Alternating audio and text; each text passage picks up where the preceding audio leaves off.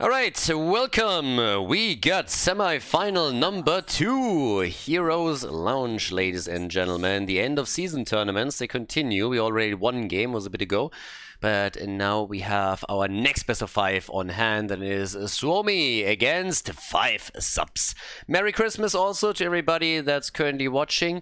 We got on the left side in blue MXD on Tracer, we got Hatua on Anduin, Folk on REXXAR, Suri on Anuburak, and Vexu is playing Junkrat for the blue team for Suomi. As over to the right side, we got the 5 subs with Mr. Taiko on Hanzo, Veters on Dehaka, Madron on Sylvanas, Hanzuka, the brother of Bazooka, is playing Rega, and the Dark Wolf on Johanna. Okay, so as explained before, this is Division 1, not Division 1 Plus. It's the one just underneath it, and we already covered one of the semis, and we're going to go through this. Obviously, the grand final is going to be covered as well. I was actually in Germany for a couple of days. I spent roughly 5 days there visiting friends and family and enjoying some German food that I don't get here in Spain. But it was a very, very cool, very enjoyable trip, and also a great time to just relax a little bit, take your mind off social media for a few days and realize that most of the problems that get hyped as the end of the world over there every single day don't really matter once that you turn your PC off. So yeah, some do, some don't, but most are heavily exaggerated. Either way, it was a pretty good time. Christmas markets and the whole shebang, amazing food from family. Grandma, of course, still the best cook in the family. But yeah, as is, we're now back to business and back in Spain, and now the one kill right at the beginning of this first map here, as we happen to be on Tomb of the Spider Queen. Obviously, all of these games are commentated from replays, as usual. Reason is actually fairly simple. I mean, Heroes Lounge, it is still the best and the biggest amateur league that we have in Europe, and if you want to play with like-minded players, I can just heavily recommend that you step over to HeroesLounge.gg and sign up either as a team or as an individual player. They got tons and tons of divisions, all the way down to Division 7, and you will find people that are like-minded and play on the same level as you, that you can just play with, and you don't have to dive into that shit show that is Storm League. But the point that I pretty much wanted to raise, as REXXAR gets killed over here, is that there was always, it's always a little bit chaotic when it comes to the scheduling. So since it is an amateur league, they really try to accommodate the players as best as they can. That means that sometimes these matches just get pushed.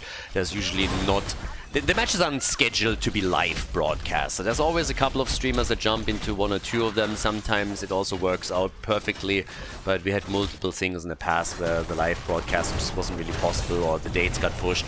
So at some point I switched over to commentate the games after the fact from replays. Another reason is also that me going, ooh, our dog here is having some problems. Rega already died once, and now there's the second kill, so the blue team is starting to pull a bit ahead here. But yeah, another problem that we ran into at some point is that when casting the end of season tournaments, there were some Heroes Lounge casters that were always throwing up a little bit of a stink because they felt their viewers were stolen from them. And so that caused a whole series of mini dramas, and at some point I was just like, you know what, fuck it. You guys can cast it live, I really don't care, I'll just cast it after the fact. The only intent here was to shine a bit of a spotlight on the league itself and also the teams and players that participate in it. And if it's too much drama, then I'll just take the replays and accomplish the same thing. But yeah, for everyone that hasn't heard about it, HeroesLounge.gg, make sure to check it out. This is the way that Heroes of the Storm is supposed to be played. We got 4 kills to 1, so the blue team is actually pulling quite heavily ahead here in the early game. They already delivered 17 of their gems as well. There's of course a lot of gems that now got lost to 5 subs too. I mean, we had 20 lost on, I believe it was Jojo, down at the bottom of the map in the first place. So they're in a bit of trouble here. I like the way that they're trying to at least play around Sylvanas a bit and hope to push in those structures as best as they can. But yeah, as is, we now have down here at the bottom of the map, still with level 7 talents finally kicking in, the red team trying to not only interrupt the turn-in, but also, hopefully for them, get a few kills here. Because as it stands, the blue team has a very solid shot at snowballing this game a bit, and maybe get themselves the first victory in the best of 5. Again, this is a single elimination bracket, meaning we only have the, so to say, winner bracket if you want. Once you lose, you are out of the competition, and only the winner of the 2 teams here will move on to the grand final. to play this one out. But at this point, we got the first web weavers touching ground, and this is... Oh, you don't want to lose anybody here now. Yeah, it's already tough enough that they dropped a bit low, so the defense might start to become a bit tricky. But yeah, you need to make sure that you're dealing with those web weavers. If you start losing structures, and especially forts now, then things are going to be rough. I like that Anubarak is trying to anchor the play. The rest of the team is already active at the top and has broken through the wall in the tower. Whereas in the middle of the map, Sylvanas has very, very quickly shut down the web weaver. But we still have REXXAR active at the bottom of the map. The man with the mask of Batman. Which kind of makes Misha Robin, which is a little bit unfair, I suppose. But yeah, the defense is solid. So they lose the wall, but they're still able to do work and prevent the fort itself from falling. Down here at the bottom of the map, though, another wall has been eliminated, and REXXAR is maybe getting a kill, team? Alright, not quite, but they got dangerously close, and if Tracer stops by and says hello, that could have been a kill. Either way, the gem difference between the two teams isn't as big as you would normally think, and that's because the blue team has already eliminated several heroes on the right side that had gems in their hands. So now we got level 10 starting to kick in. And that, of course, is then creating another opportunity for Suomi to come in and maybe even get the next turn in. And yep, at the top they're already pinging this. And like, guys, somebody kind of needs to guard this a little bit. We want to make sure that we can get the next turn in. And for that we need to prevent the red team from delivering their gems. They've also gone for their camp though. But now we have heroic abilities. And this is starting to make things incredibly dicey. So I believe... I mean, this is looking more and more like another turn in for Suomi. It's definitely in the cards. They're already turning gems in as they should. At least for now, 5 subs have their own level 10. So they got heroic abilities. But let's see what they can do with this. They got the Blessed Shield, they got a couple of arrows, Sylvanas and Hanzo, both working in tandem on that. And Hanzo is already positioning himself a bit with an angle towards the fight, always ready to unleash the Dragon Arrow here. Dark Wolf sneaking towards the top, maybe for a turn in. No, the rest of the blue team is moving in, so they can't. There's the Ancestral. Nice escape from Hanzo for now. But they're still pushing through the middle, and they're also aiming for a few more gems to be delivered. And both of the teams have another chance at web weavers now. So there could be a second one for sure. At this point, though, it seems more and more likely that the blue team is going to pull this off again. If they just get Junkrat into a decent position here, he could nearly deliver it by himself. And now that he gets a few more minions topside, that's definitely a thing. And it's a Taiko in particular has problems here getting rid of the 25 that he holds, and he's a bit on the squishy side, so you gotta be super careful with him. But that's it. Blue Web Weavers touching ground again. So that is the second in a row, and this time they won't be happy or content with just a wall. No. These boys, they wanna have the entire thing. If he gets caught and dies all alone, it would be such a huge blow to the red team. They can't lose that now. They definitely can't. Down to the bottom of the map, Misha is starting to make her way into this. Now they gotta be a little bit careful here. Yeah, Misha already attacking. A heal. Bam. Goes in, gets the stun. But that is a bit of an awkward move because Sylvanas is not really defending here. He was just trying to help out a bit, but that means that in the middle of the map there was a bit of extra time for Junkrat and the Wave to go for the fort. And up at the top the fight is really breaking out over the defense on the top side fort. Dark Wolf, yeah, with the bomb on him, still had the trait though and was able to use it. But they're defending fairly well. It's the aggression in the middle of the map that starts to become a problem. Arrow connecting with Misha and REXXAR Nubarak. He's barely making it out. Misha on her way to another stun and victory. And there's the stun and there's the kill. And oh, that hurts. They are letting REXXAR recover a fair chunk of those gems though. But this is going to cost them at least a fort. It might cost them several, considering that the bot and the top lane have both taken damage. So Suomi is really driving the bus at this point. We got 13 on the levels, 5 kills to 1. And if anything, I'm a little bit surprised that they're not aggressively rotating down to the bottom of the map to get the second fort. Because as long as Jojo isn't here, I mean, what exactly is 5 subs realistically going to do? They already used the Dragon's Arrow, so there's no real reason to not push that fort. But they let it go for some reason, turning in some of their gems and not really capitalizing on the numbers advantage that they were holding here. And Nubrak is still hovering between the two lanes and allows, I guess, REXXAR to be a bit more aggressive around this. But without Misha, he's not really doing too much right now. So, yeah. Top side, there we go. Still pushing this out. But just generally speaking, I gotta say, there's not really a lot of moves that are being made by the red team. So down here, the one-on-one continues, and it doesn't really seem that the Haka is having a good time. He, I guess, completely murdered, and that is a huge loss. All of the gems down the drain. And I just want to highlight again that they haven't turned in a single one yet. I mean, not one. Not a single gem has been turned in. Ooh, that arrow goes nowhere. So, yep, big arrows. They were trying to get the hit, but couldn't. And here comes the light bomb, and like, what? That was wishful thinking. I mean, that light bomb went nowhere. A little bit too trigger happy on the side of Anduin. I think they could have gotten a kill, but that was just too much. After the one-on-one kill from REXXAR, he continued to push the bot lane out even further. And let's not forget, he has 30 gems in his hands. So him alone, he's going to be able to nearly grant them a turn in here. Yeah, they are doing such a good job controlling this game now. And it seems to be impossible for 5 subs to make a comeback here. They need kills. They need something. I mean, they're trailing in experience. They're a level behind right now, and things are dire. They need to get some combo off so that they can get a quick kill. But instead, they're just being pushed further and further. 2 forts have been destroyed. The third one is getting attacked. Nubarak with stun after stun. I gotta say also that some of those stun combs are not quite working out the way that he probably intends to. He has the turn-in from Wakesue though, and that is now the 3rd Web Weaver wave in a row for Suomi. So let's not forget about that. Ooh, light bomb burn! The cleanse from Rega. Yeah, that could have been a dead Hanzo. Oh yeah, they could have taken him down here. But top fort will now fall. They got level 16. So this is really the moment when you're just going to try and crush them as much as you can. And instead, what the blue team is doing is, yeah, playing it a little bit safe. They should at least poke this one out. The Haka has a death wish. I mean, the Haka is surely just sitting there, and I don't know what's going on, but that looked a little bit like a Sudoku move and a half. And when pulling them out, Jojo gets killed, and with the Nubarak surviving, that's already a step into the right direction. A 5 versus 4 situation created with the talent advantage on top of it too. Doesn't really get much better than that for the time being. Breaking through the mid wall, and now top side, also another move being made for the wall here too. They're looking really, really good.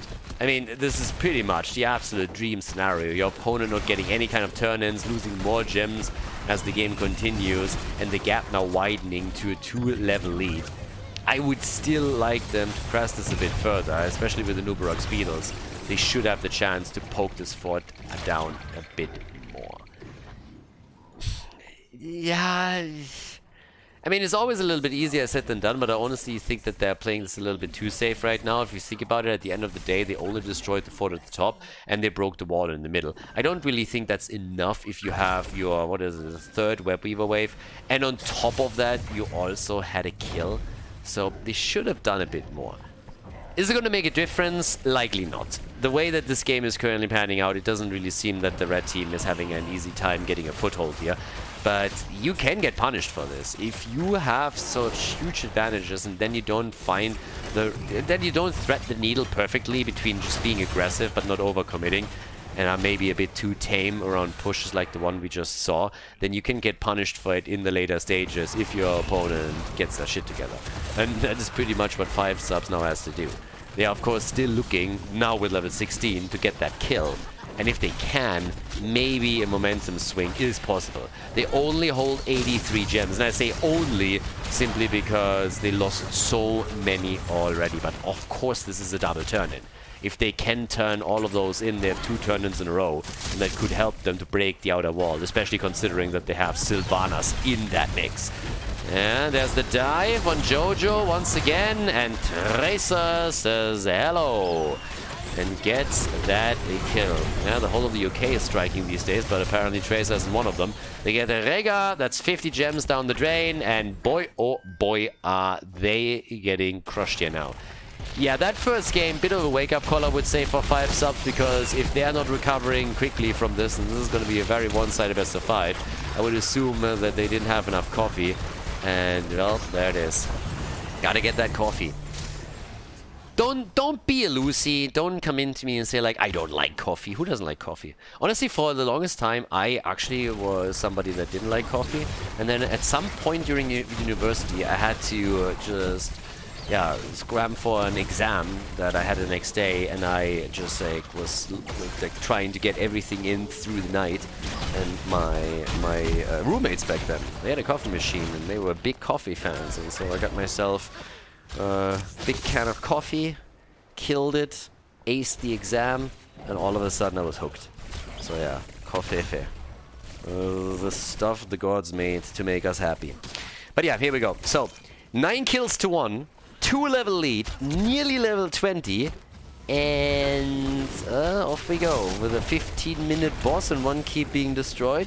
If you net yourself a kill here, you can definitely make him play for the core. 32,000 damage for Hanzo, we got 40,000 on the side of Tracer, and she's still buzzing around here.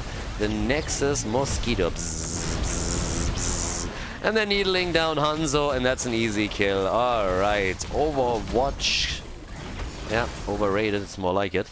But yeah, that's the kill, that's 10 kills to 1, and this could just be a game. Nice controlled performance by Suomi in game number 1 of the best of 5 here in the second semifinal. Gotta give them some credit, that was really well executed, and from start to finish, they controlled the flow of the game and made the decisions here. So, very well done. The red team definitely has some work ahead of them, and they need to dig deep in order to turn this around. But yeah, GG, well done. Suomi takes the 1-0 lead in the best of 5 here at the semis. Well played. Before we head into game number 2, make sure that you subscribe to the channel if you haven't done it yet, so you don't miss out on any future content here on Khaldor TV. Game number 2! We're in Infernal Shrines. On the left side, everybody. Suomi with a 1-0 lead in the best of 5 series. Placed Folko and Sonya. We got Hertu on REXXAR, Surrey on Diablo, Vexu on REXXAR. Kerrigan! No double REXXAR, I promise. And MXD on Hanzo. We just talked about dogs a little bit because my dad, they got a new dog. And I swear to God, they were lied to. That dog isn't 3 years old. The dog is 30 or identifies as a cat, one of the two.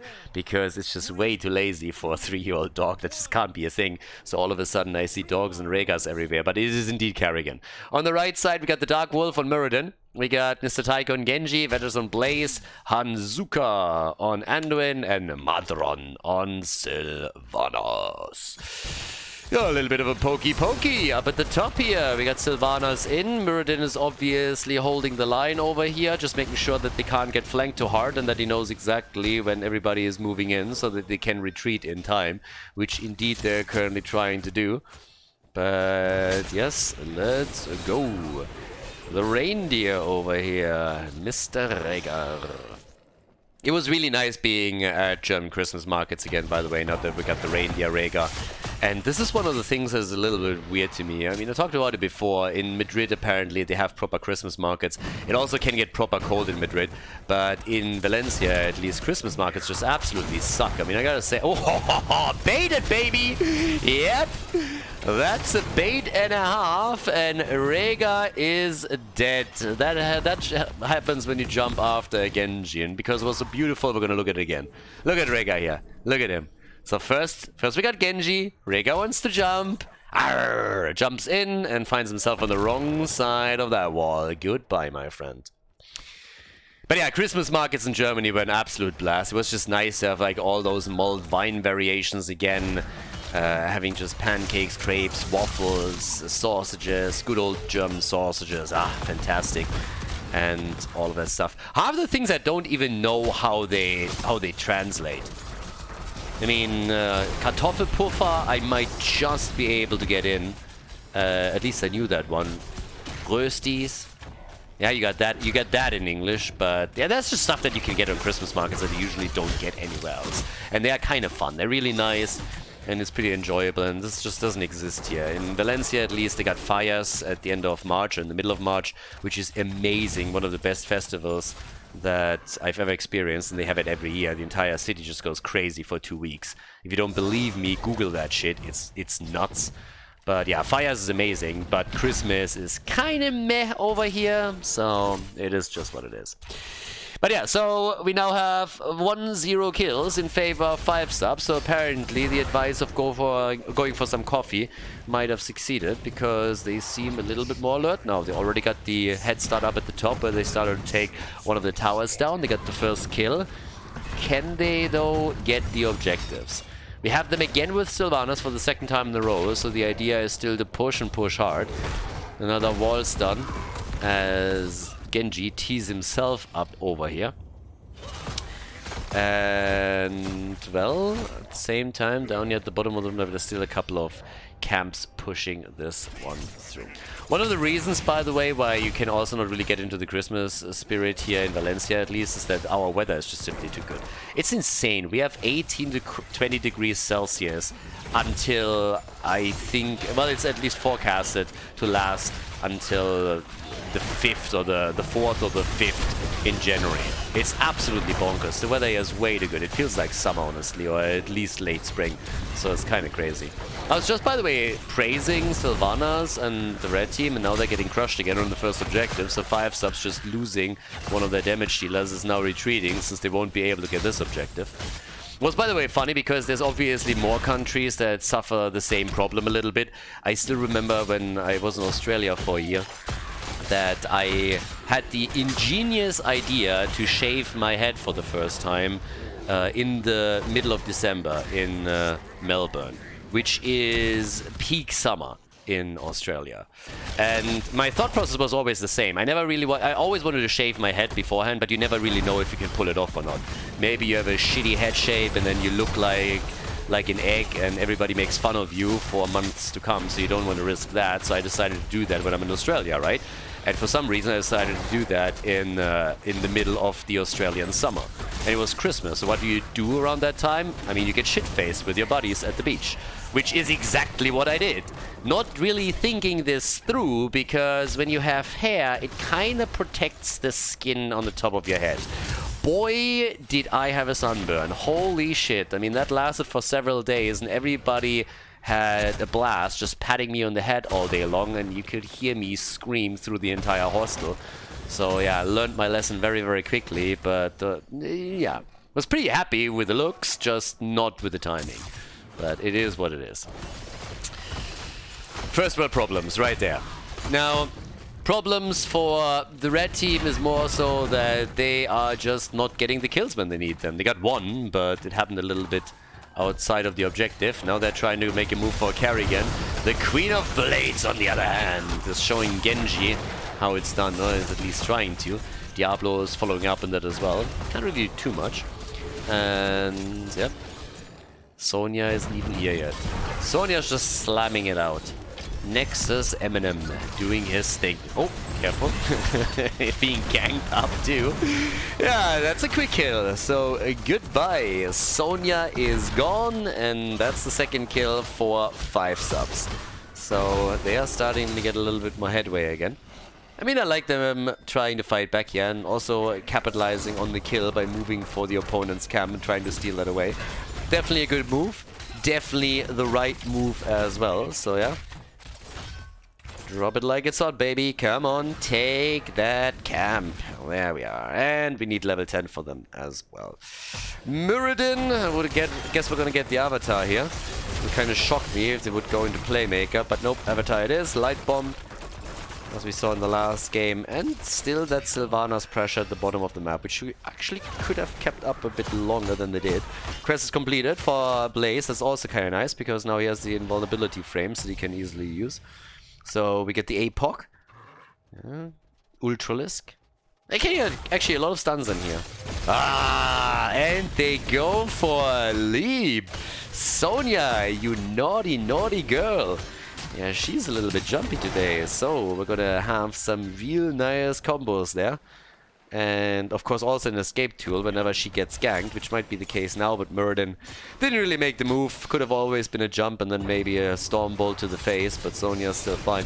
Honestly, if you have a face like that, any Storm Bolt is gonna pretty that up a little bit. It's not like you can ruin that image. So yeah, either way it's a win-win for her. With that said, we got Vedas a little bit isolated and he needs to bunker it up quickly and does exactly that. The rest of the team is trying to help him out. But here's the APOC for Muradin. Light bomb afterwards. It's a lot of stuns for nothing, and that arrow is going wide and far. The pull. Whoa, what a save on Genji. Anduin, the pull-out king, with another close call here. Blaze gets finally wrecked, but that could have been a double kill. That should have been a double kill. Genji surviving that situation was more than a miracle. So yeah, Sonya didn't even lose that. So at this point, we still have the... well, actually they're attacking both sides. They're attacking the top the top wall, and they're attacking the objective. And I would assume that they're going to lock this one in too, which means that we're going to have another quick push for the mid lane fort. On top of that, Genji is still zipping in and out here, always trying to poke the backline a little bit. And their structural damage is kind of nice. So these small rotations from Sylvanas onto the lanes are at least helping them a little bit. Now, is it gonna be enough to save the day and make up for all the damage that the Punishers like to do now? Probably not, but yeah. Big hit, big stun, big kill. And it's a double. Anduin dead again. Oh, ho, ho, sexy! The pull from Kerrigan into the Hanzo arrow. Yeah, it doesn't give them a kill, but it definitely looked pretty cool. And they get the fort. They completely pushed them past the fort. No problem there. Not only do we have level 30 now in the hands of the red team, but they were also able to get some kills, just in general. It's 4 kills to 2, level advantage, rotation down to the bottom is likely going to yield another structure. And that's pretty sexy. There's some good plays here. So yeah, they're definitely still in the driver's seat. Now, of course, this is a best of 5, but you never want to fall behind 0-2. You don't want to be in the position where you have to reverse sweep. So some crazy games, by the way, also in the recent map tournament. Now, if you watch this on YouTube right now, you probably haven't seen it yet, unless you're following on Twitch and you check the VODs there too. But this is going to be uploaded soon as well. We had a tournament that I hosted where we played Blackheart's Bay, where there were a lot of other maps also in the rotation, like for example Haunted Mines, and those games will be on YouTube pretty soon too. But there were some incredible comebacks on this one as well, and this reminded me a little bit of that. So yeah, definitely a lot of content that's going to hit YouTube. Took it a bit easy with the trip and everything, but the videos will be back a little more regularly. But of course, we're also heading into New Year's Eve now. And I don't know, am I the only one that at this point New Year's Eve is not really that big of a deal anymore? I kind of want to go to bed at 11 o'clock and just call it a day. For me, New Year's is currently one of those things where I either don't want to do anything and I'm just like, meh, I don't give a shit, or I really want to, you know, travel with friends and do something else. By the way, that arrow is traveling. Woo! That one is traveling like, wow. That is one hell of a flight. That one is arriving in the US any moment now. REXXAR, and they're looking for more kills, so it seems like the red team is finally getting a bit of momentum in these team fights. They get a kill on Diablo too. Now our bad boy had the souls together, but yep, that's it. That is. But yeah, coming back to New Year's Eve, so it just feels like most of the time, you know, like friends are just scattered. That guy is doing something with his girlfriend. Some other friends are like doing whatever. Somebody's spending it with family. And so it always feels like when you're young, then it's always a huge deal, right? And there's always massive parties. But right now, just the idea of just going to a club with like 3 people is just boring the hell out of me.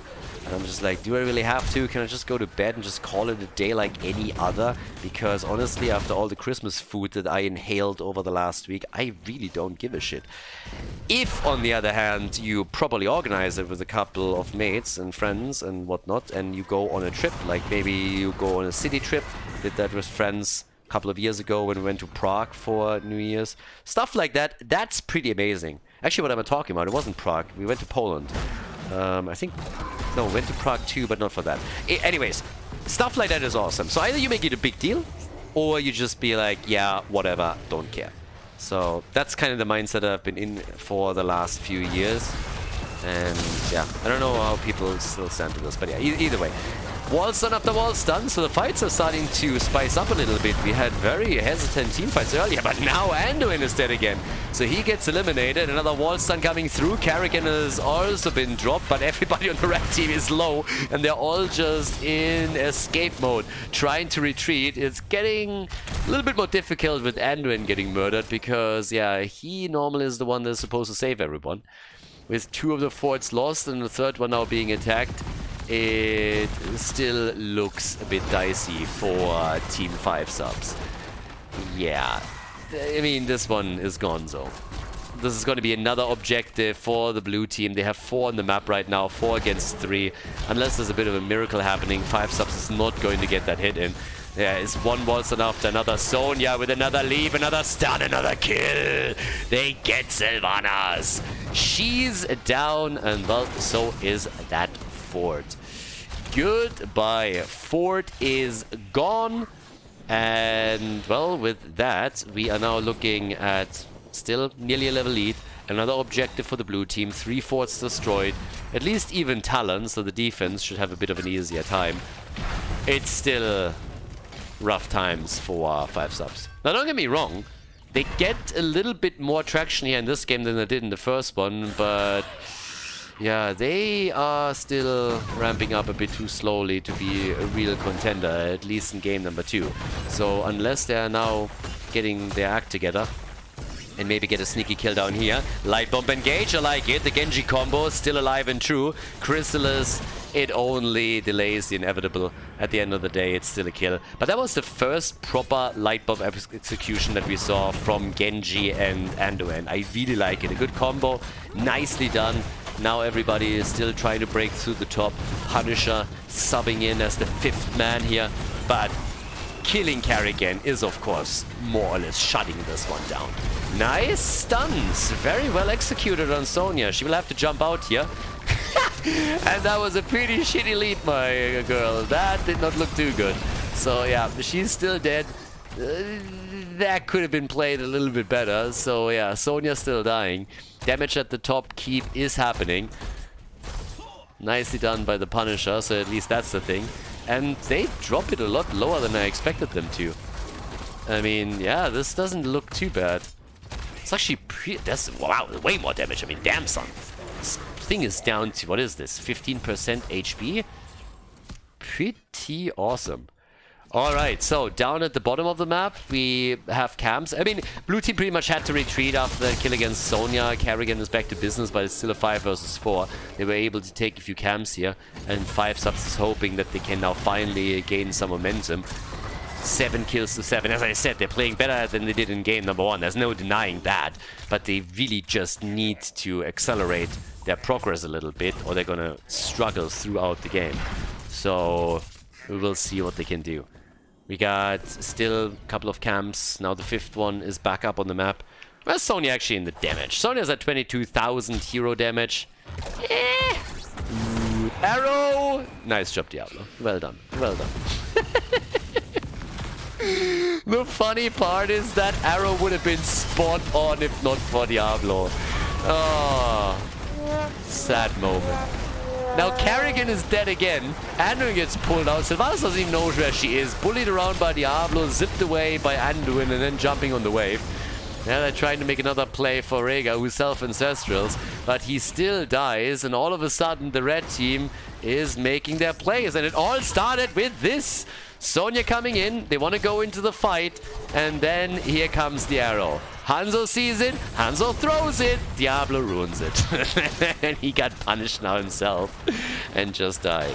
So guys, we have a bit of a comeback situation on this map. Level 20 reached first by the red team, 10 kills to 7, and all of a sudden we could see a bit more momentum by 5 subs in an attempt to get the first point onto the board. Yeah, I like it. They destroyed the bottom fort. That's farther than they ever got in the first game. And they're also now making plays for the next couple of camps. Now, obviously, with the lead that initially Suomi had, they are now drawing even again in talents. and the next objective is going to be fought with 20 on both sides. But still, interesting situation that all of a sudden shapes up, because now there's an opportunity for 5 subs after a few additional kills to maybe move through the bottom of the map and try and make a play for the bottom keep, and who knows, maybe even go for the core. So the aggressive performance that we've seen throughout the entire game from the blue team is starting to falter a little bit. They're showing some cracks in the armor, and they're getting heavily exploited by 5 subs. And they're more and more roaming as a 5-man now, and so they should, obviously. But with the objective announced, the big question is going to be who takes this one. Because both teams only have a keep standing at the bottom of the map. And there's a big opportunity right now to push ahead here. This is also, red team did everything that they needed to do in order to ensure that their top keep is going to be fine. They still have the camp here, so that was important. That top keep, as low as it is not going to fall.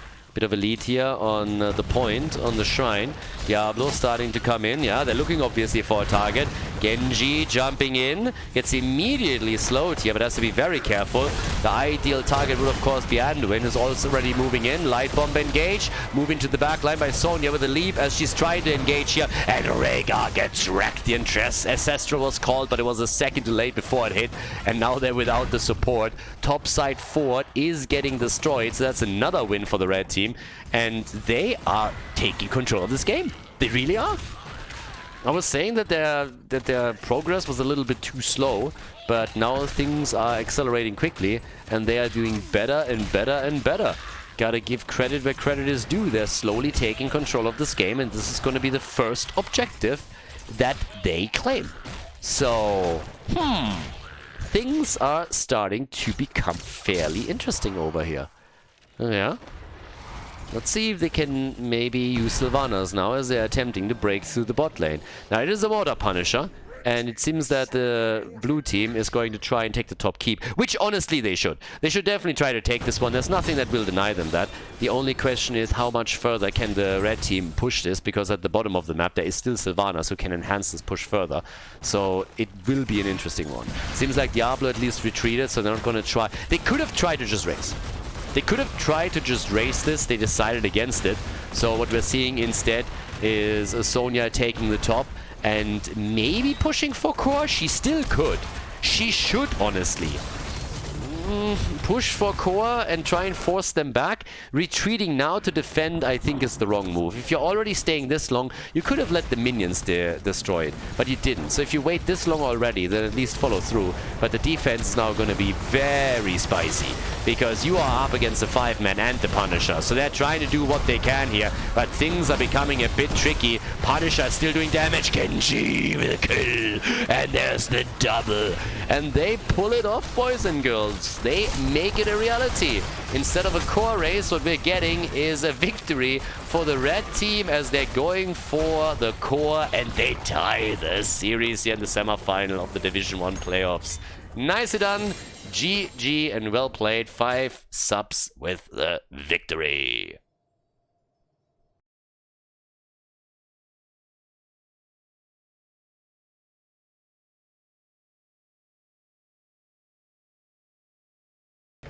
Dragonshire, map number 3.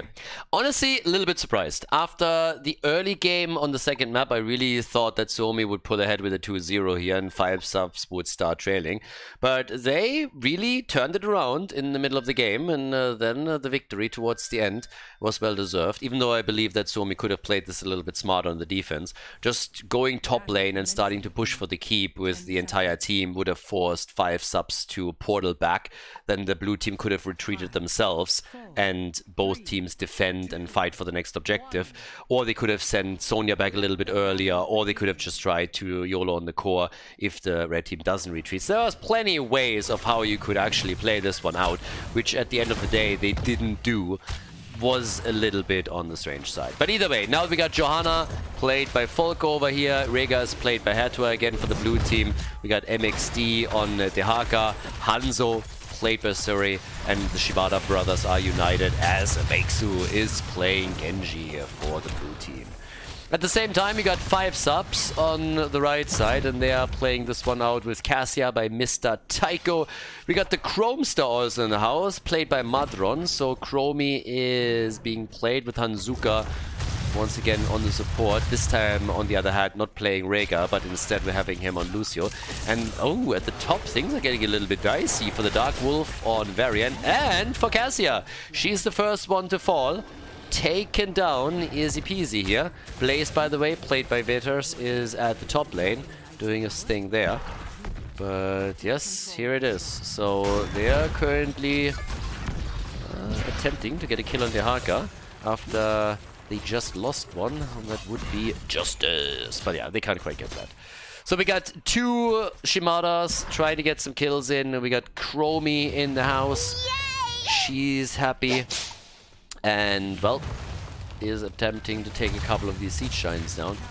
I kind of feel sorry for these Siege Giants a little bit. They got changed plenty of times, and right now you can literally take them without even taking any damage yourself. So, yeah. But still, they're of course doing some work now on the bot lane. Both teams are doing the exact same thing here after the one. Ooh, Genji, hello. Yeah, he's dead. Trying a little bit too aggressively to poke them out in the camp, I suppose, and that didn't really work out for them. So still, we have camps claimed by both teams. Siege Giants in particular have been taken right away. With level 4, we have Taunt coming in, so now the combo comes online. I mean, you're obviously trying to execute targets, which means after a Taunt, Chromie will take aim and Cassia. So in big team fights or ganks, you want to make sure that your damage dealers are ready with their cooldowns whenever the taunt comes through. And, well, there is a solid chance to make that work, but there's a lot of mobile heroes on the other side. Can they attack Chromie? Yes, no. And poor Dehaka, I mean, that feels a little bit bad over here. Licks one of the minions, it's the only thing that he gets, but as they are attacking the top, the blue team is busy at the bottom of the map, so both of them have started to use those bruiser camps to break through structures, and maybe even a kill? Probably not. Chromie has still a lot left here and is trying to get the range damage too. Who is going to take it down first? It seems like the red team has the upper hand at the top, and they're also killing Dehaka. So Dehaka gets killed, and the fort gets destroyed. Oh boy, maybe Suomi was playing this a little bit... I mean, they controlled game number 1, completely, from start to finish. Game number 2, initially, they looked very, very strong, but then fell off a little bit and were punished. Now, on the other hand, 5 subs have taken the lead. Yes, they lost Blaze down here at the bottom of the map, but if you look to structures, that's 1 fort already down. So they were able to take the fort down. Genji barely survives again, and if the red team can keep that up, that's going to be really difficult for the blue team. There's obviously always a little bit of a psychological aspect in all of this as well. If you dominate the first game the way that the blue team did, and then you have the upper hand in the second, you really feel, alright guys, this is going to be a breeze, we're going to move through this, things are going well for us. Then you get shut down, start losing team fights, nothing really flows together anymore, you lose the game, realize that you could have played this a little bit differently towards the end too, which makes matters worse, and once that you are doubting yourself just slightly, things are very, very quickly falling apart. And with momentum now in game number 3, for 5 subs, if they can build on that, that would be pretty good. This is a perfect example, by the way, where Chromie apparently wasn't ready with their cooldowns when this happened. Now still trying to escape and using the temporal loop also to retreat. But, ooh, Cassia, yeah, she gets caught and she goes down. She's also stacking, and she's at 11 stacks. There it is. Both damage dealers are done. Both damage dealers are eliminated, so Chromie fell too. Alright, so maybe Suomi after all is shaking off that loss without any problems. But what I was about to say is, like, the 11 stacks that we're seeing for Cassia, that is really not a lot. Normally when you're Cassia, you want to be around roughly 40 stacks at the 8-minute mark.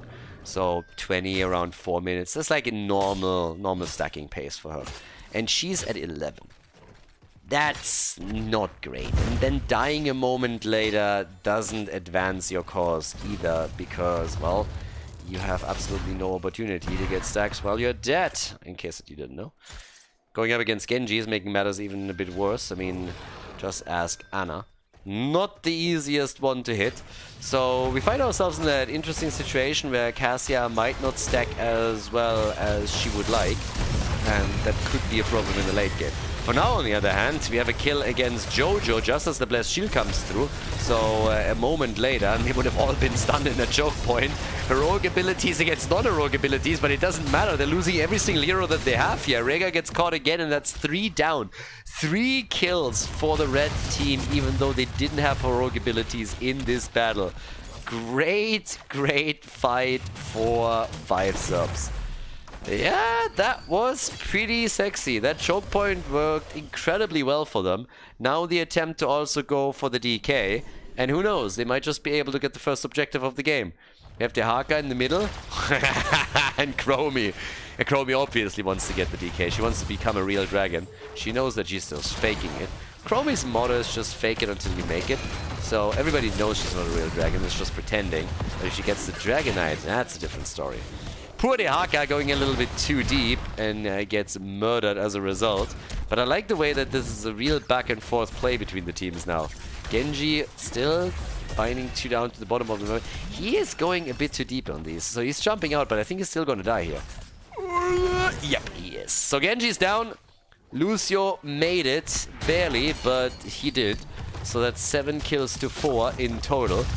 And now we are looking at least Cassia doing some structural damage. 20 stacks, 7 minutes in. Debatable.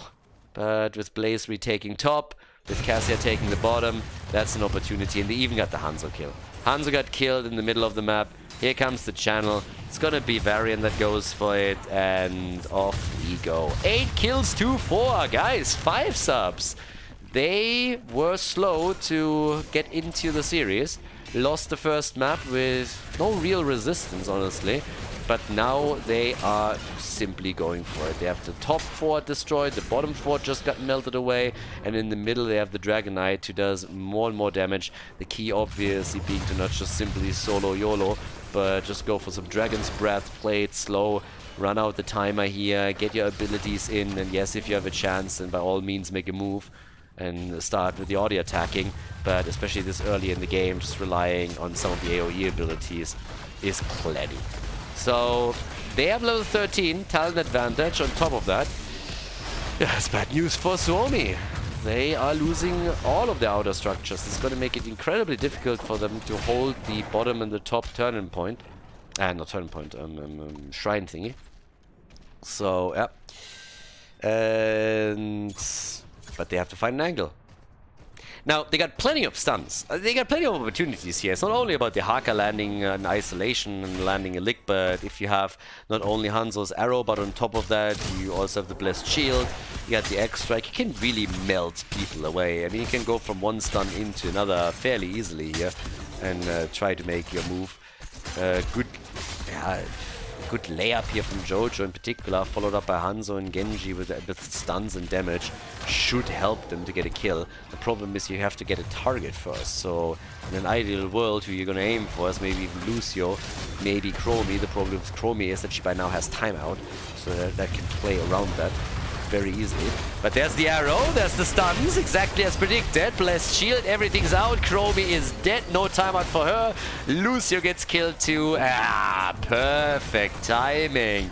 Just as I talk about it, they're going in and they're going ham. The combos connect, and that is the end of 3 heroes. Varian dying last here and finally allowing the blue team to take some structures down. Neat. Really, really well played, so good for them. So that gives us at the top, yeah, still Dehaka is pushing this one back out, try to defend against Blaze, who's going to the Bridge of Death. It's not really the lane that you want to attack the most, but I guess any port in the storm.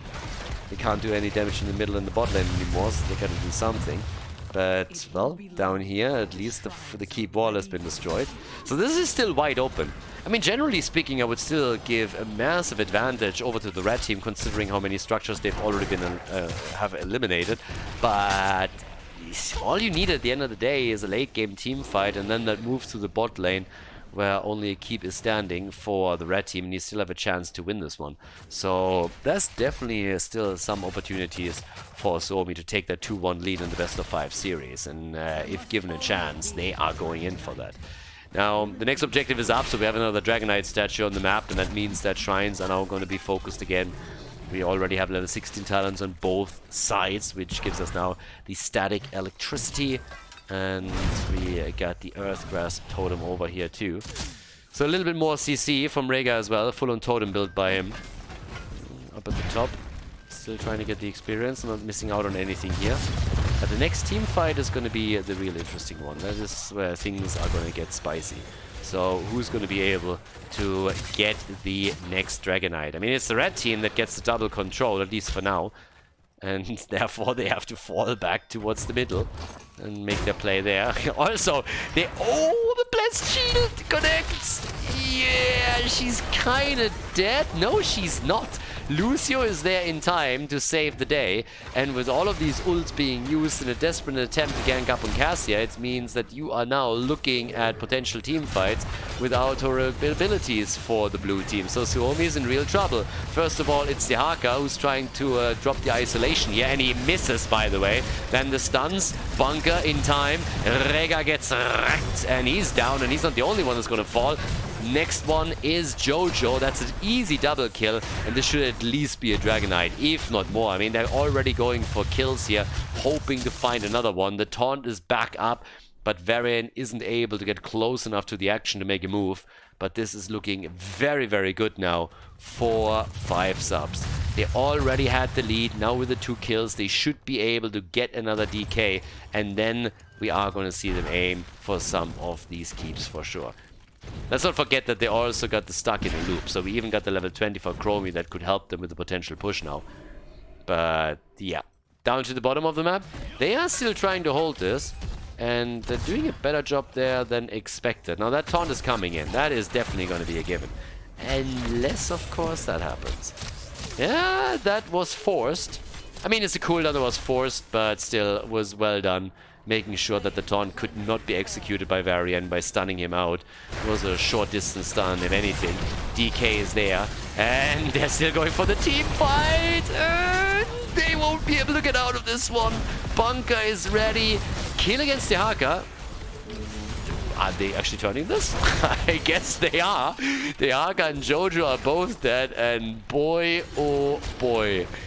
They are, as we would say in professional circles, in deep shit right now. That's 12 kills to 7. The entire wall is just up for grabs, as we have only 3 heroes defending, and a 5-man push through the bot lane is currently ongoing. The catapult moving in too. So yeah, this keep has no chance. This keep has absolutely no chance whatsoever.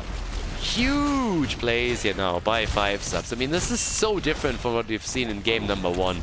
In just this series, they definitely stepped it up big time. So they have a chance to go for the core if they can get level 20 and maybe a few more kills. If they can stagger these deaths, that would be the dream. And you know what? They are getting Hanzo. Hanzo is down. They still have their healers alive too. It's a 4 versus 5 now, but Genji is nearly down. So is Varian though, and Varian dies first. The Haka gets also crushed, and the fight just continues with REXXAR eliminated. The core is wide open. We even have in the middle now Catapult soon pushing in here, same at the top. But of course you are not really... Oh, well, they get Lucio. Hello, team. Are they going to defend this? 2 versus 3, granted. But they go for Chromie, and she doesn't have the cooldown anymore on the timeout. So despite them having level 20 talents, they can't really do anything here. Vetus doesn't have enough mana, that's his problem. But Mr. Taiko comes in and drops Genji. It's all over the place now. Absolutely love it. Hit after hit after hit. But they have to fall back. So the blue team, they actually pulled it off. They defended their core, were able to stay in the game, and didn't lose anything else here. The bot lane has suffered, but they are still in this game. And, well, we got 44,000 damage now for Cassia, despite the fact that she had some trouble stacking in the early game. She's now sitting at roughly 50. She still has 44,000 damage, so that puts her nearly into the top position on the hero damage output. Just Hanzo is a bit ahead of her, but that's it. And yeah, this game could still be taken by either team. But the red team still has that advantage. With the keep at the bottom lane eliminated, catapults are now starting to become a problem. We're 15 minutes in, so this is going to slowly start to hurt. The Haka, by the way, he's been crushed. I mean, he's been annihilated time and time again. So yeah, he's gonna be extinct after this one. 5 deaths on him alone. But they gotta defend here. That's where the Haka comes into play. I mean, again, he is the global. They got the global that they can use to just simply try and control that bot lane whenever it pushes towards the core. And that's exactly what he has to do. For the blue team, the only thing that they can really hope for is a teamfight victory that then allows them to push the envelope a little bit and maybe go for the core themselves. But it has been rough over the last couple of minutes for them. So yeah, it's been really dicey. But okay. They are still in a position where they could technically win this, and the Haka is now sneaking the top. If he can go towards the middle, if they can bait them at the bottom, and he moves to the middle and gets the Dragonite, then all of a sudden the entire balance of the game is completely flipped. So this is an interesting one. Yeah, we got Vader still sitting here, we got Jojo. The taunt is out, not quite so sold on that taunt, to be absolutely blunt. But yeah. We got the move from Blaze towards the top now. They missed both! What? Both interrupts are missing! So does the arrow! Straight, narrowly missed target, and now we got a double kill on Chromium Varian. Oh my god. They are throwing harder than in the MLB. What is that? They just simply let them take the Dragonite just in front of them and then sacrifice 2 of their heroes. There's players in Major League Baseball that would love to throw as hard as they just did. What on earth did I just watch? Top keep is gonna get destroyed. The problem is that doesn't help you whatsoever if you lose the game right here. And that's pretty much what's going to happen. So there we go. They drop the shield. The Dragonite is hitting like a fucking truck. And that's game. Suomi takes... Wow, what? They take a 2-1... lead in the best of 5 series. I cannot believe this just happened. 5 subs completely blanked on this one and just gave them the game. Unbelievable.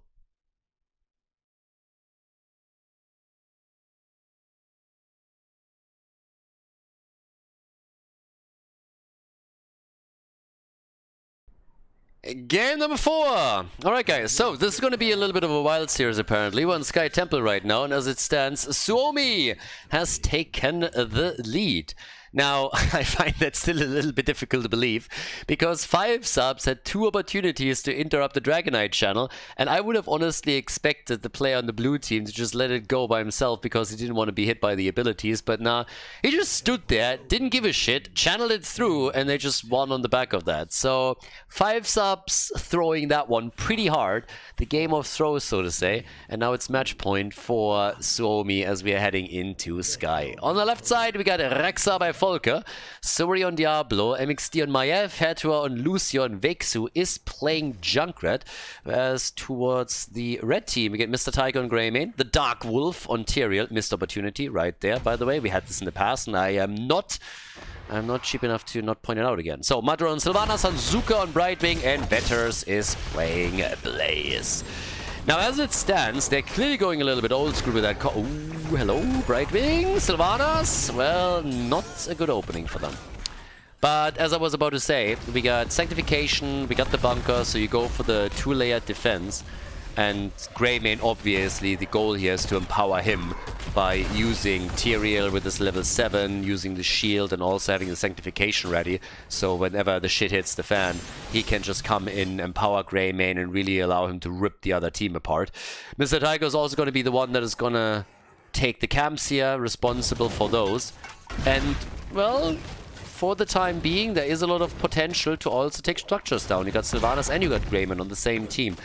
We have seen comps like this on big maps with Lucio, for example, where you would simply rotate a hero, or both heroes, to the lane, and once you have Sylvanas and Greymane on the same lane, they will rip any kind of ball, any structure apart within seconds. This is just ridiculous. So, a great strategy in and of itself. But as we have the first kill, blue team is attempting to take the lead here. had a little bit... I mean, again, they won map number 1, they totally dominated. They lost the second map.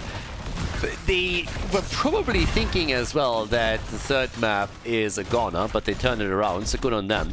That definitely shows quite a lot of mental strength and discipline there. We got the Grizzled Fortitude now for REXXAR as a level 4 talent. As we're jumping through a bit of a clash of camps at the top. And Maiev is coming in here too. And Maiev, if you have a good Maiev player, you can do wonders. Those tethers, when they're on point, you can really wreck the opponent's team and also destroy a lot of the comps that they might be playing. But it seems like we... 68 points. We might get a kill on Tyrael, but we didn't. Yeah, Tyrael made it out. 60 hit points, but you can see that there is a lot of pressure on them right now. And the aggression is definitely there. But camps are taken, Greyman is doing what he does, moving from one to another. Next objective, first objective is going to be announced right now, so in 30 seconds we're going to have the battle for the first few temples up. And the interesting part is also that this is very likely going to result at some point in a battle over the boss, especially with the compositions that are being played here. And then Tyrael and Greymane are going to become a huge factor. Because if you have the Sanctification on the boss point, you really can go to town on the opponent. And in addition to that, we have Sylvanas with what I assume is going to be a Wailing Arrow.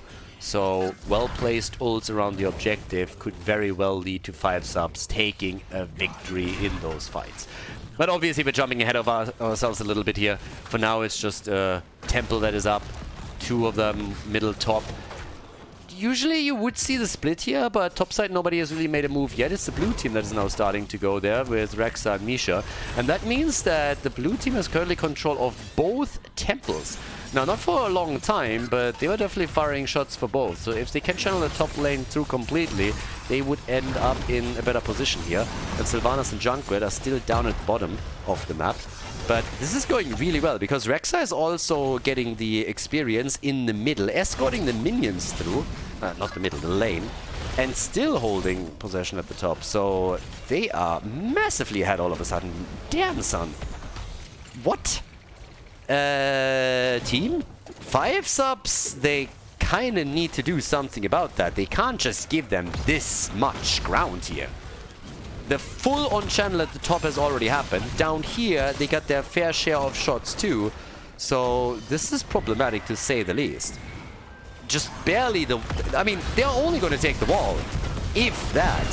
And that means that in terms of structures, Suomi is way ahead. And if you can pull that off this early in the game, then you're usually in for a pretty good roll. Unless, of course, now they're losing a few heroes. They might just lose Diablo! And he dies, and there goes Maiev. Alright, that makes up for it a little bit. And now they should really think about getting Greymane onto the structures here. Alright, now we're talking. Okay, this is looking a little bit better. I mean, don't... Make sure that they don't die. That would be the first step. But they make up at least for losing the objective. But those first temples... definitely not looking good for 5 subs. So Suomi has been doing a bit better there. Both teams on level 7. That also gives us the Wizened Duelist as expected. The Swift Retribution, as I said, this is going to benefit Greymane greatly. Top side still pressure play with REXXAR just now showing up. So they're starting to take these down slowly and steadily.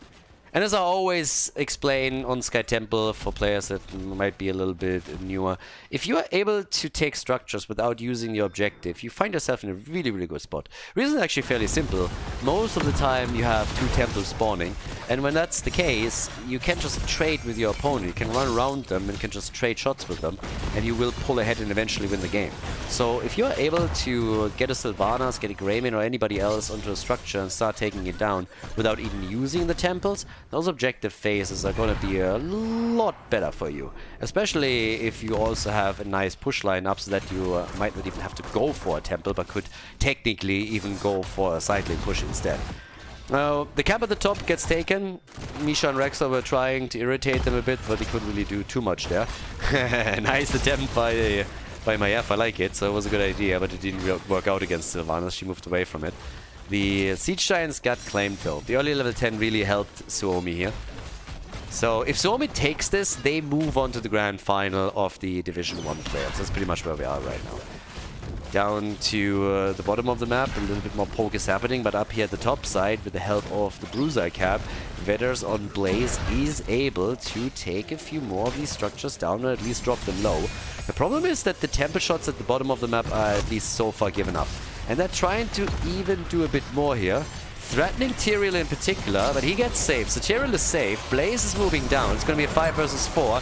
There's the fight, but it's not enough. No, with a disc from IF, she's able to get away. Interestingly enough, that bottom fort is barely in play, but it's still there. And REXXAR doesn't make any moves towards the bottom of the map. Instead, he's just going for the top fort. And in their situation, I mean, why would they do anything else? He's in a great spot. They're going to get structures. As long as the fight at the bottom of the map isn't completely turning against Suomi, they're going to be fine here. And instead, they're actually forcing this even further. I mean, this is a 4 versus 5 that is playing out here. And they're about to get additional shots on the temple. That's ridiculous. A 4 versus 5, and now the fountain is lost. The top fort has been destroyed. Wow. That just hurts. That's 2 forts that are down. 2 forts destroyed, and the mid fort down to 50% HP. That's rough. That's really, really rough. Have fun recovering from that. So, Suomi, they are currently very happy with what's going on here. I mean, they're really calling the shots. They're making the moves. They are taking the initiative in a lot of these plays and make 5 subs react to whatever they have in mind. So this is likely going to be eventually a bit of a Hail Mary move by 5 subs if this continues at pace. Now that level 10 abilities are in, this might change, of course, the flow of the game a little bit. And once that we're having the next objective up, there's still a chance to turn this around. There is also still a global in play. But eventually this boss is going to play a role one way or another. Dark Wolf with the Pleb Horse here. Don't you have a unique and epic mount? Something unique and epic? No? That's a shame.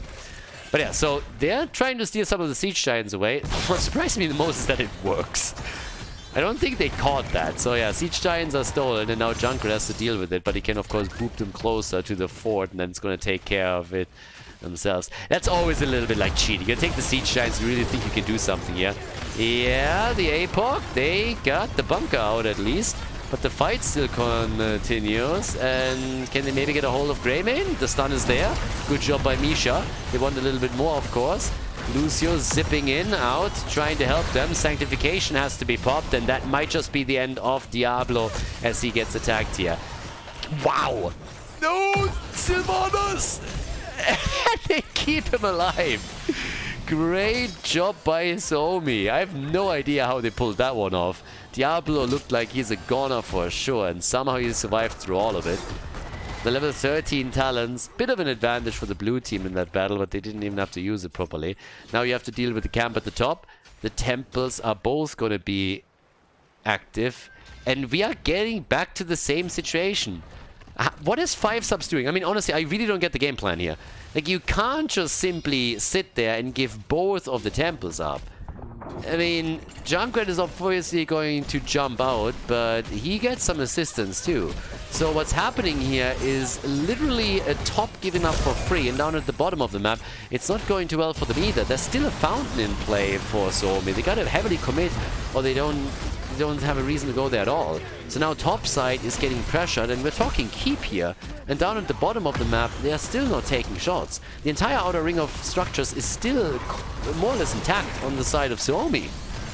Whereas the top keep is now taking damage. This is ridiculous. What a huge lead now for the blue team. Not in kills. In kills, they're still behind. And when you're looking at experience, not that big of a gap either. But they also got to send someone back. REXXAR is already retreating because he's like, they're going to send someone, right? They're not just going to simply let me go for the key, but that's actually exactly what's happening here. Finally, Blaze is moving back, and they take a few shots. So it's going to eliminate the bottom fort, but they got to do more than that. They really have to start being a bit more aggressive and take some risks. If not, it's going to be a disaster, and Brightwing is dead. Brightwing is 100% down, so the Fruit Fly gets eliminated, and that should be a play for boss in a few seconds. Get that wave, get level 16, and go for boss. That's half a minute until Brightwing's back. Without a support, are you kidding me? They're never gonna contest this. There's no way they're contesting this. So yeah, here we are. Boss is gonna be claimed. They're only 11 minutes in. Well, actually, they might contest this. Brightwing can port in at 10 seconds. But they're already threatening them right there. And nope, it's gonna be an easy one. Yep. With level 16 talents, they claim the boss.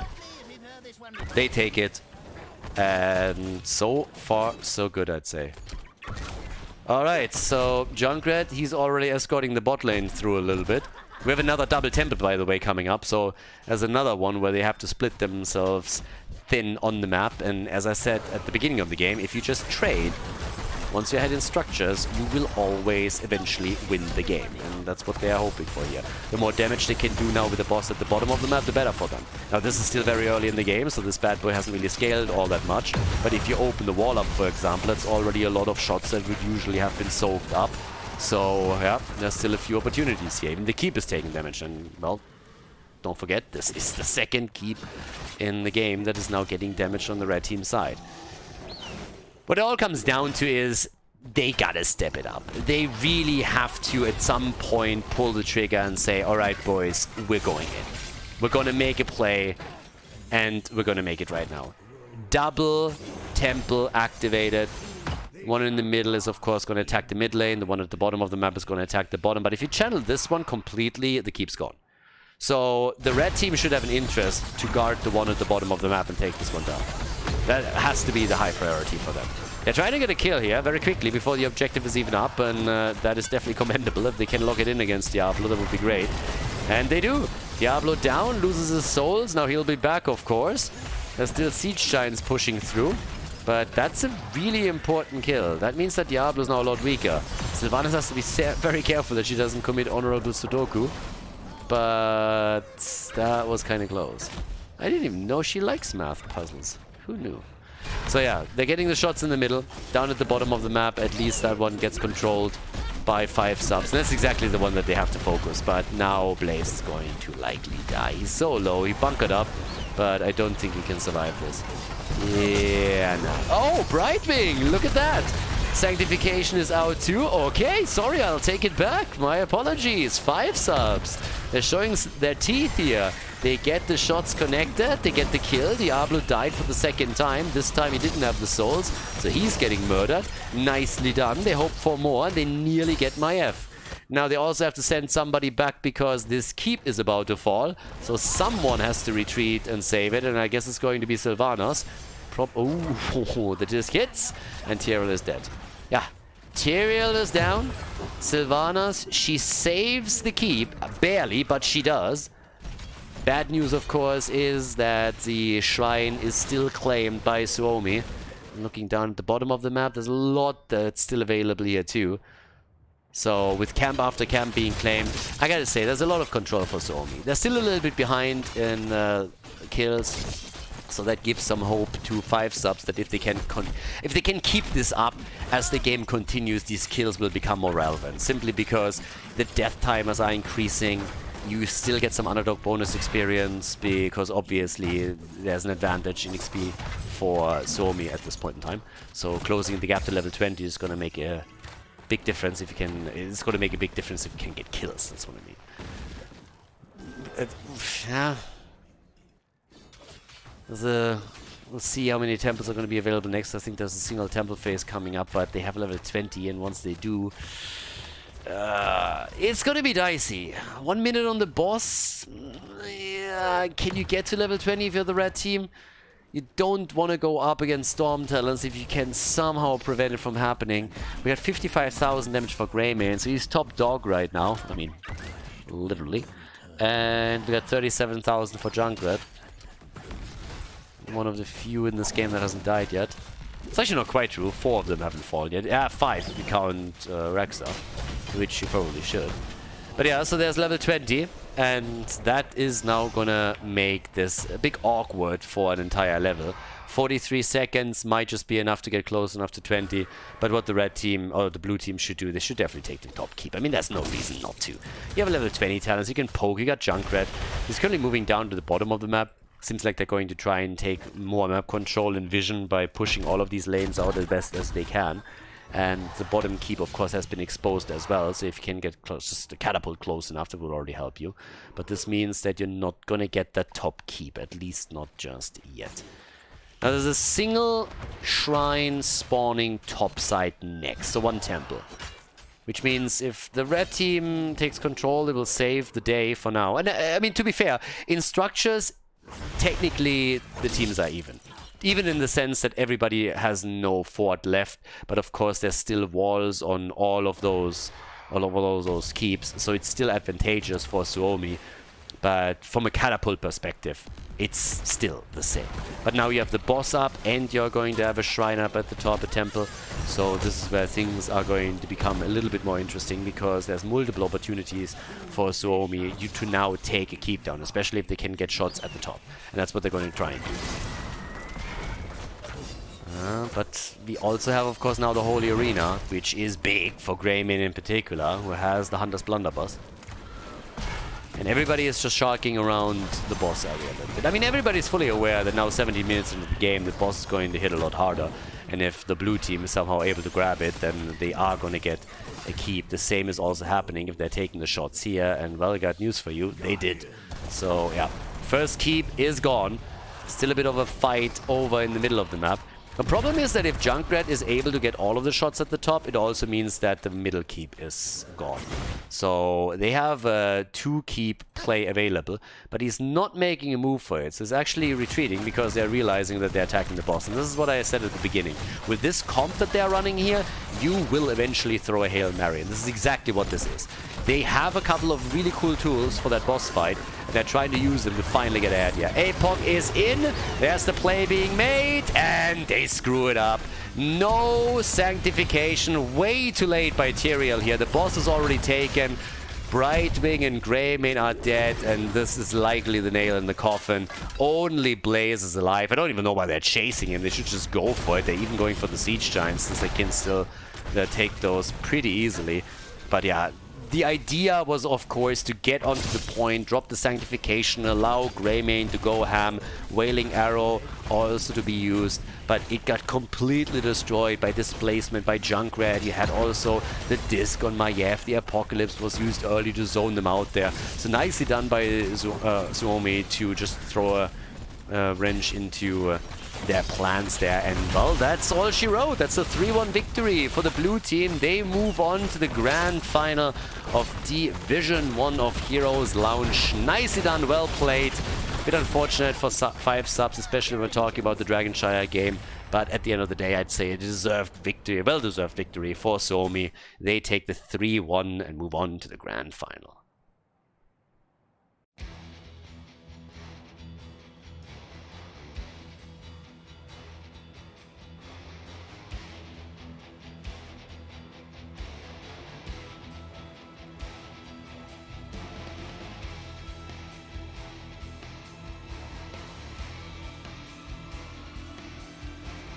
Thank you everybody for watching the video today. I hope that you enjoyed the show and the commentary. And keep in mind that the spoiler protection that is going to run for the rest of the video is made possible by all the support on patreon.com. So guys, if you want to support my work, if you want to help me start new projects and keep the spoiler protection in place, please consider heading over to patreon.com/Khaldor. There's also a link in the YouTube description, and check that out. Thanks in advance, and see you guys next time with more esports coverage here on Khaldor TV. Have a great day.